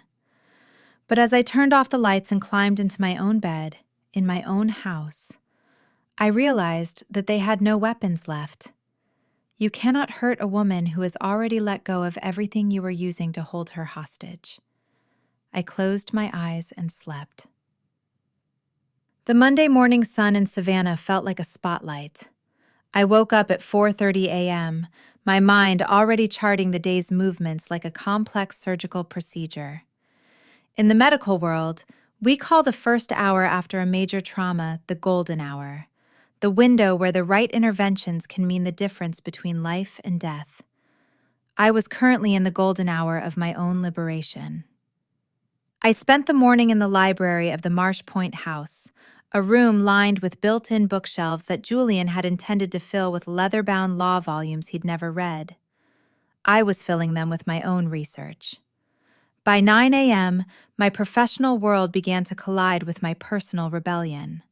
My phone, which had been silent on Do Not Disturb, was a graveyard of missed calls. One name stood out: Dr. Elise Vance, no relation to Terence, the chairman of the board at the hospital. I called him back while sitting on the back terrace, watching a blue heron pick its way through the marsh grass. "Elise," Elise said, his voice laden with that particular brand of corporate concern that always sounds like a threat. "I've been hearing some troubling things. There are rumors, very loud rumors, about a scene at your daughter's wedding. And now, I'm getting inquiries from the state bar about your involvement in JV Holdings. They're asking for your financial disclosures." "Good morning to you too, Elise," I said, my voice as steady as a surgeon's hand. "The scene you're referring to was simply me reclaiming my property. As for JV Holdings, I am a victim of identity theft and fraud committed by my ex-husband. My legal team is already in contact with the investigative committee." "Elise, listen to me." Elise lowered his voice. "We have a reputation to maintain. You are the dean of medicine. If there is a whiff of financial impropriety, or if this family drama spills into the headlines, the board will have to act. We can't have the face of our pediatric department associated with a fraud investigation." "I see," I said. I felt the familiar weight of the strong black woman expectation pressing against my chest, the demand to be perfect, to be silent, to handle the world's mess without letting a single hair fall out of place. "So, you're suggesting I do what exactly? Pay off Julian's debts to keep it quiet? Sign over my assets to a criminal so the hospital's aesthetic remains unbothered?" "I'm suggesting you handle it quietly. Be the bigger person, Elise, for the sake of your career." I looked at the blue heron. It stood perfectly still, waiting for its moment to strike. "Elise," I said softly, "for 30 years I have been the bigger person. I have carried this hospital's diversity metrics on my back. I have raised millions in funding while being paid 80 cents on the dollar compared to my predecessors. I have kept my mouth shut while my husband cheated and my family treated me like a credit card. If the board wants to act because I've finally decided to stop being a doormat, then let them. I'd rather be a woman with no title and a clean soul than a dean who was blackmailed into silence. There was a stunned silence on the other end. "Are you resigning?" he stammered. "I'm taking my sabbatical," I said. "Effective immediately. If the board wants to discuss my future after the investigation is closed, they can reach me through my attorney. But Eris, don't ever call me again to ask me to protect a man who stole from me." I hung up. I felt a surge of adrenaline that was more intoxicating than any wine. I had just walked away from the pinnacle of my career, and yet I felt as though I had just stepped out of a cage. Before we continue, I want to ask you, have you ever been told to sacrifice your own justice for the sake of someone else's reputation? Have you ever been asked to be the bigger person just so people could keep ignoring the truth? Let me know in the comments how you handled it. I went back inside the house. The demolition crew had arrived. The sound of hammers hitting the too gray marble was a symphony of progress. Elias walked into the room holding a small silver-wrapped box. "This was left at the gate, Dr. Vance. No name, just a note." I took the box. My hands trembled slightly. I opened it to find a single dried rose and a handwritten note on expensive stationery. "The foundation you built was strong, Elise, but even the best architects forget to check the soil. Julian is digging a tunnel. Be careful where you step. T." Terrence's warnings were becoming more frequent. I walked to the kitchen and pulled out my laptop, logging into the shared cloud account I'd never bothered to disconnect from Maya's devices. I knew it was a gray area legally, but I was done playing by the rules of a game that was rigged against me. I scrolled through the deleted photos folder. Julian always thought he was a genius, but he was a creature of habit. He never cleared the recently deleted bin. I found them. Photos of documents. Not just the bridge loan. There were photos of my personal ledger, the one I kept in my safe at the Buckhead house. Julian had been photographing my private financial records for months. He had photos of my bank passwords, my insurance policies, even my medical records. But then, I saw something that made my blood run cold. It was a photo of a life insurance policy I'd taken out 20 years ago. It was a massive policy, meant to provide for Maya if anything ever happened to me. The beneficiary was Maya. The secondary beneficiary? Julian. But the photo wasn't just of the policy. It was of a change of beneficiary form. The signature at the bottom was mine, or a damn good imitation of it. It removed Maya entirely and made Julian the sole beneficiary of a $5 million policy. The date on the form was 2 weeks ago. Julian wasn't just trying to steal my house. He was betting on my absence. I sat back, the air leaving my lungs in a sharp hiss. He had been planning this for a long time. The wedding, the humiliation, the gift table. It wasn't just about the money.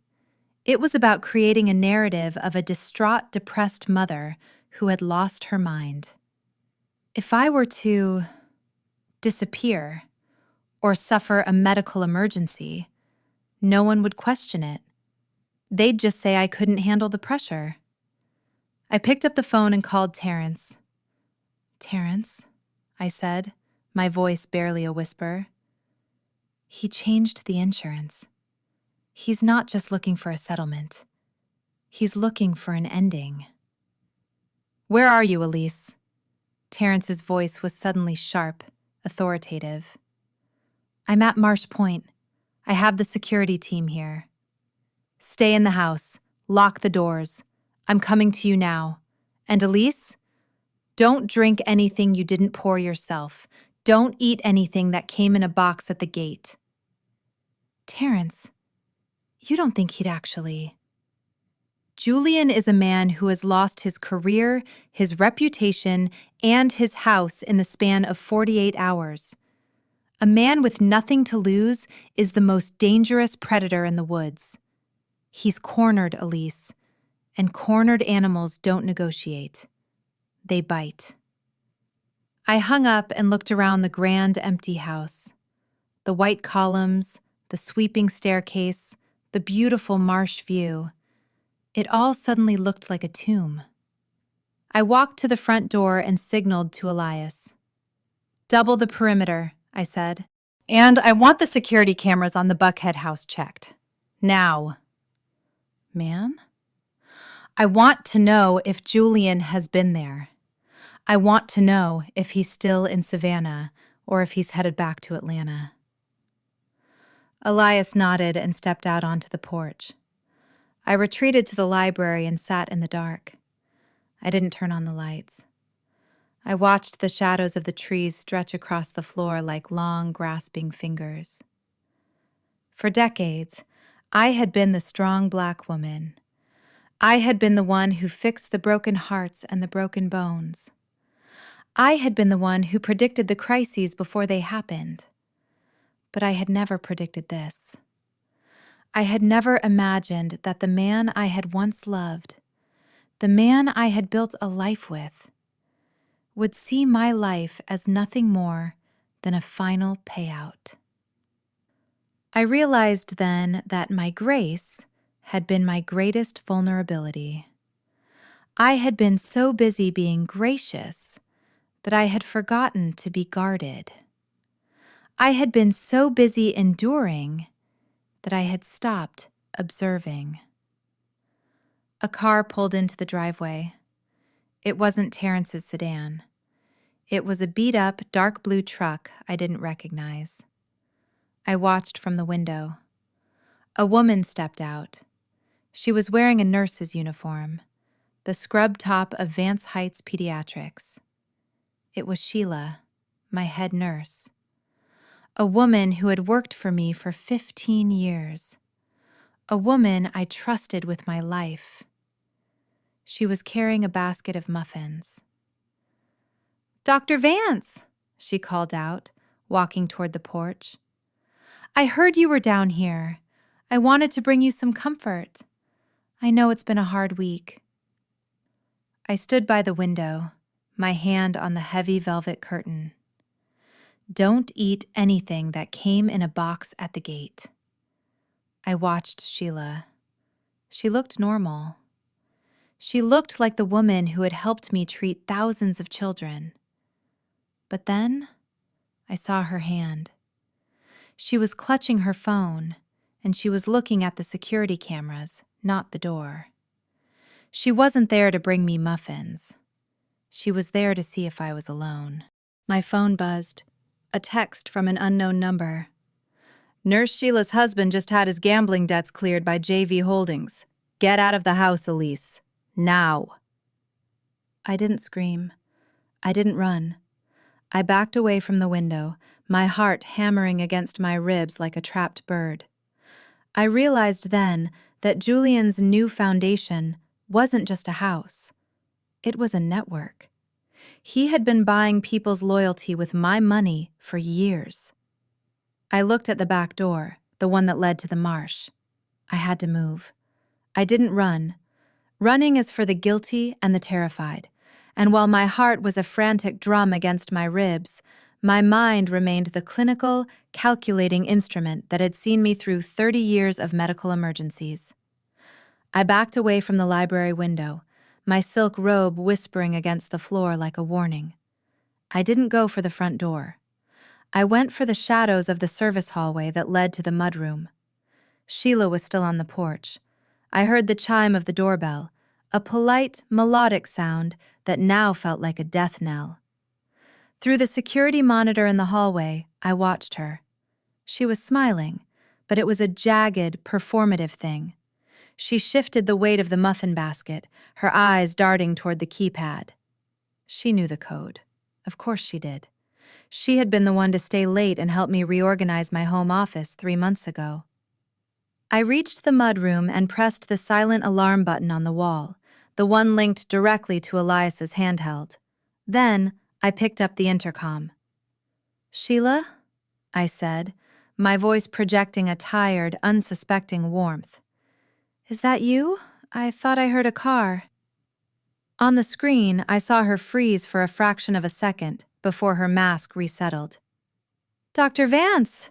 Yes, it's me. I was so worried after I heard about the sabbatical. I just couldn't sit at home knowing you were down here all alone in this big house. I brought your favorites, lemon poppy seed." That's so kind of you, Sheila, truly. But I'm actually in the bath right now. I've just taken a sedative to help me sleep. Can you leave them on the porch? I'll grab them when I wake up.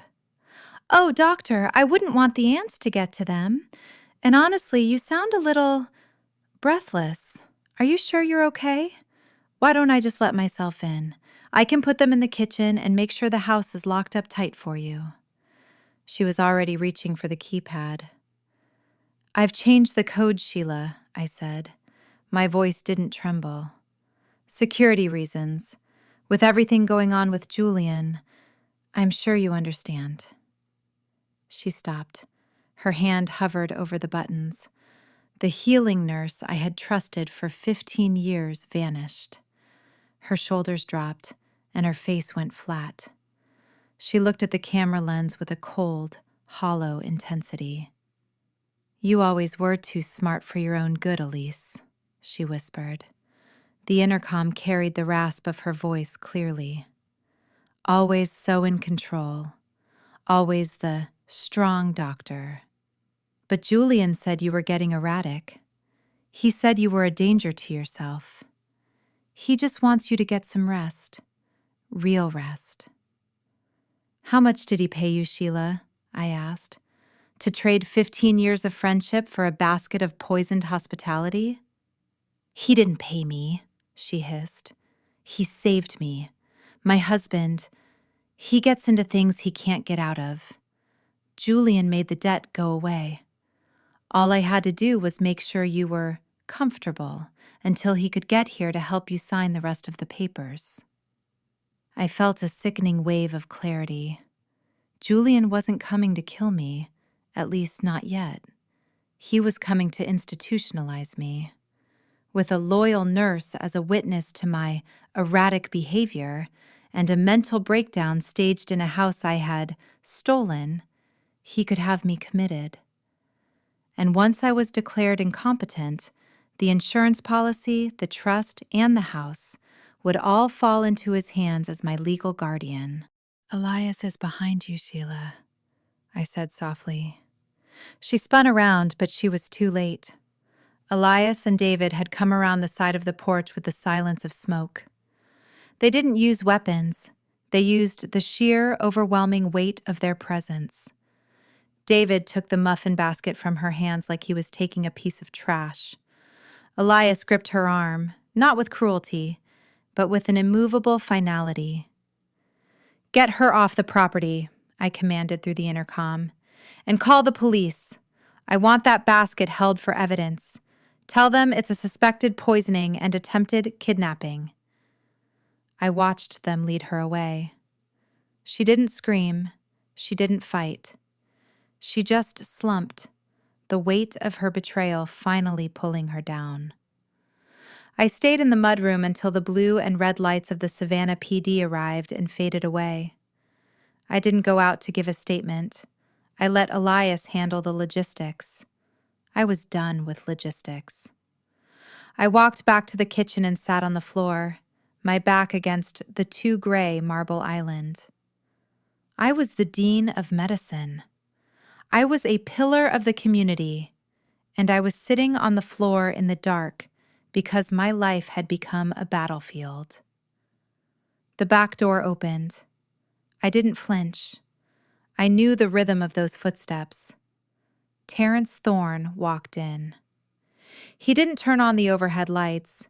He walked over to where I was sitting, sat down on the floor next to me, and handed me a small, heavy glass of scotch.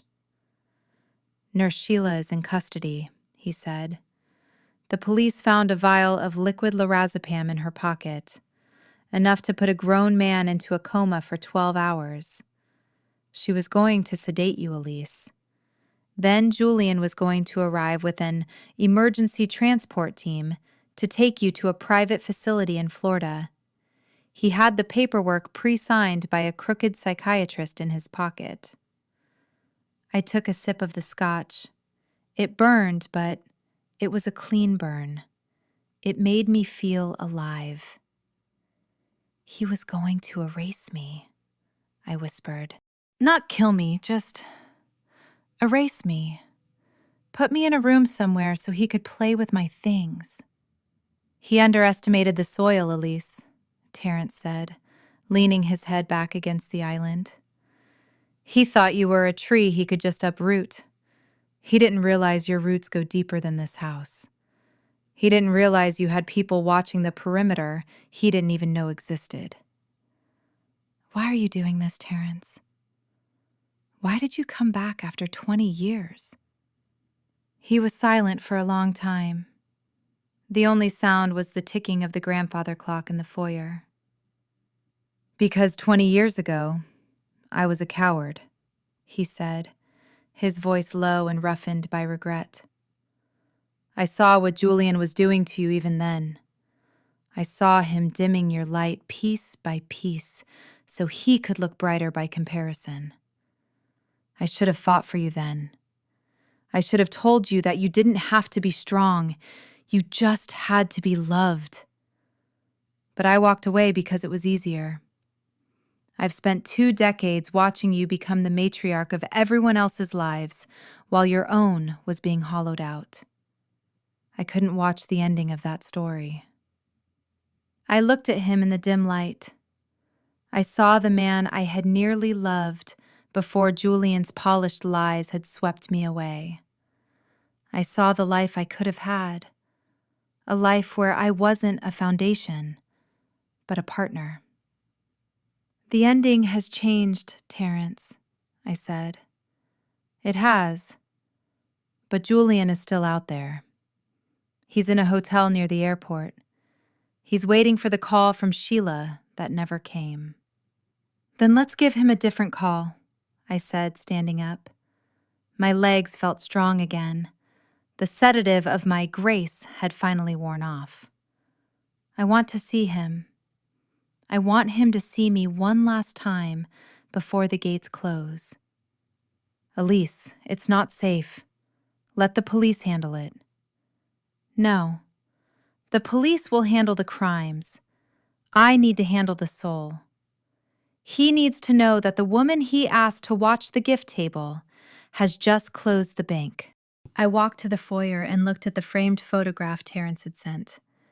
The architect of her own peace. I didn't look like a victim. I didn't look like a woman who was about to be committed. I looked like the storm that was about to hit Julian Vance. "Elias!" I called out. The security lead appeared in the doorway. "Get the car," I said. "We're going to the airport. And Terrence, bring the subpoenas. I want him to have plenty of reading material for the ride to the station." As we drove through the dark Savannah streets, past the weeping willows and the historic squares, I felt a strange sense of mourning. I wasn't mourning my marriage or my daughter's loyalty. I was mourning the woman I used to be, the woman who thought her value was in her silence. I was burying her tonight, and in her place, I was birthing someone else, someone who didn't care about aesthetic, someone who didn't care about being the bigger person. I was becoming the person I should have been all along, the woman who walked herself down the aisle of her own life. The hotel near the Savannah airport was a utilitarian structure of glass and beige concrete, a place for people in transition, for those who didn't want to be found, or those who were waiting for a flight that would never come. It was a sharp, pathetic contrast to the Oglethorpe estate. There were no moss-draped oaks here, only the smell of jet fuel and the distant, rhythmic roar of engines taking off into the dark.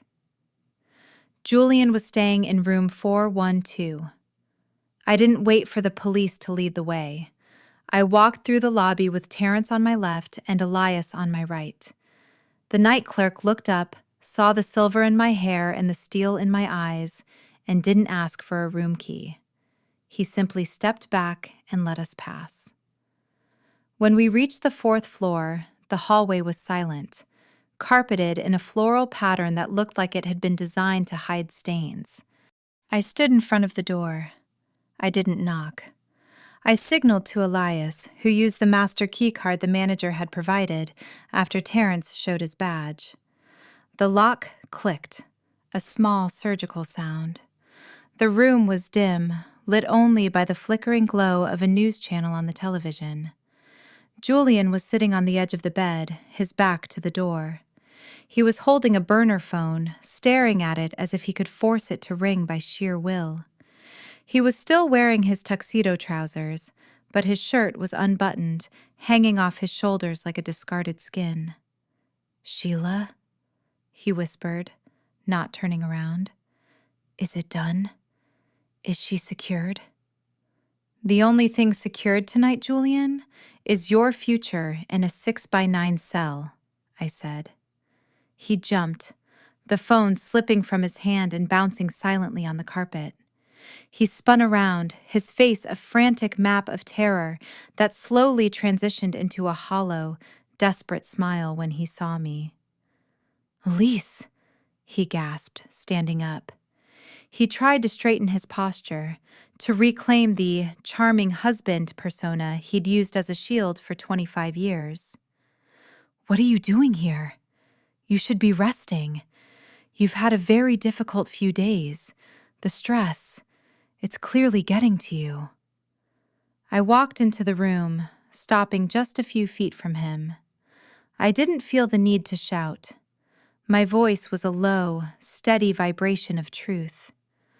"The stress is gone, Julian, along with the house, the trust, and the lies. I've just come from Marsh Point. Nurse Sheila is in custody. She told the police everything.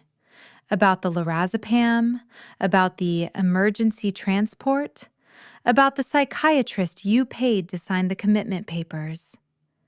Julian's eyes darted to Terrence, then back to me. "She's lying. She's a disgruntled employee. Elise, honey, you're not thinking clearly. You're paranoid. That's exactly what I was telling Maya." "Don't you dare speak her name," I interrupted. The coldness in my tone made him flinch. "You used our daughter as a mule for your fraud. You let her believe her mother was an enemy so you could use her as a buffer against the law." But the part I find most fascinating, from a clinical perspective, is the life insurance. I pulled a copy of the forged beneficiary form from my clutch and held it up. $5 million, Julian. You weren't just going to tuck me away in a facility. You were waiting for a tragic accident to happen while I was under medical supervision. You were going to use my death to pay off the debts you incurred trying to impress a woman 10 years younger than your own daughter. Julian's facade finally cracked. He slumped back onto the bed, his hands shaking. The king of the kitchen was gone. The partner was gone. There was only a small, hollow man left in the center of the room. "I did it for us," he croaked, the lie tasting like ash even as he said it. "The firm was failing. I needed to maintain our lifestyle. You like the Buckhead house, Elise. You like the status. I was just trying to protect the family." I am the family, Julian, I said. I was the one who worked the double shifts while you were networking at golf courses. I was the one who built the equity you tried to burn. You didn't protect me. You fed on me. And you thought that because I was strong, I would never notice the weight was getting heavier.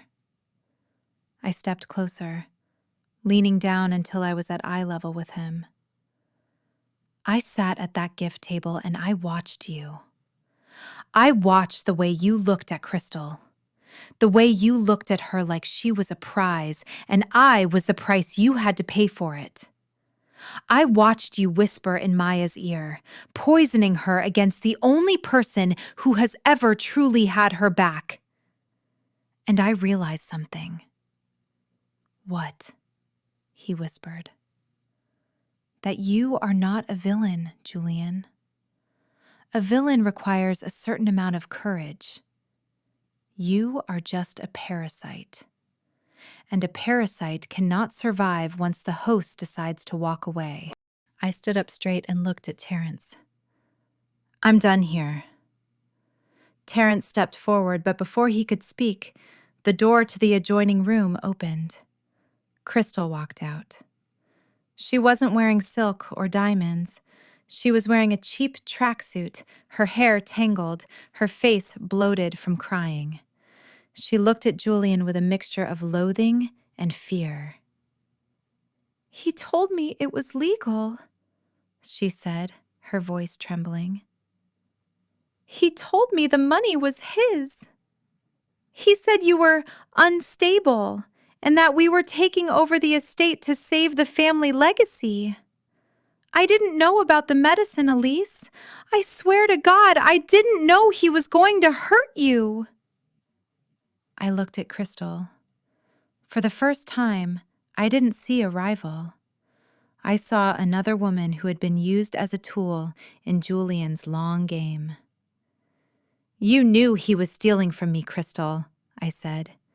You knew the clothes on your back and the wine in your glass were paid for with my sweat. You might not have known about the lorazepam, but you were happy to benefit from the erasure of my life. Don't ask me for mercy. Ask the prosecutor. The sound of sirens finally reached the 4th floor, a rising wail that drowned out the hum of the airport. Julian Vance, Terrence said, pulling a set of heavy steel handcuffs from his belt. You are under arrest for grand larceny, insurance fraud, and conspiracy to commit kidnapping. You have the right to remain silent. As the police officers entered the room and pulled Julian to his feet, I turned toward the door. I didn't want to watch the aesthetic of his downfall. I had seen enough. I walked down the hallway, my heels clicking against the stained carpet. Terrence caught up with me at the elevator. Are you okay? He asked. I'm tired, Terrence, but it's a good kind of tired. The kind you feel after you've finally finished a marathon you never wanted to run. We reached the lobby. The news was already breaking on the television above the check-in desk. Prominent Atlanta attorney arrested in Savannah. I walked out into the cool night air. The smell of jet fuel was still there, but so was the scent of the coming rain. Elias was waiting by the car. He opened the door for me. Where to, Dr. Vance? I looked up at the sky. A plane was taking off, its lights blinking as it climbed higher and higher, leaving the earth behind. Home, I said. The Buckhead house? I thought about the 5 bedrooms, the empty hallways, the ghosts of a marriage that had been a lie for 20 years. I thought about the strong black woman I had been forced to be in that house. No, I said. Take me back to Marsh Point. I have some marble I need to get rid of. As the car pulled away from the hotel, I took out my phone. I saw a single text message from Maya. They're at the hotel, Mom. I told them where he was. I'm sorry. Please, I'm so scared. I looked at the message for a long time. I didn't delete it. I didn't reply. I put the phone in my clutch and looked out the window. The trees were blurring past, a wall of green and shadow. I was going back to a house that was technically empty, but as I watched the lights of the city fade into the distance, I realized that for the first time in my life, I wasn't alone. I was with myself, and she was more than enough.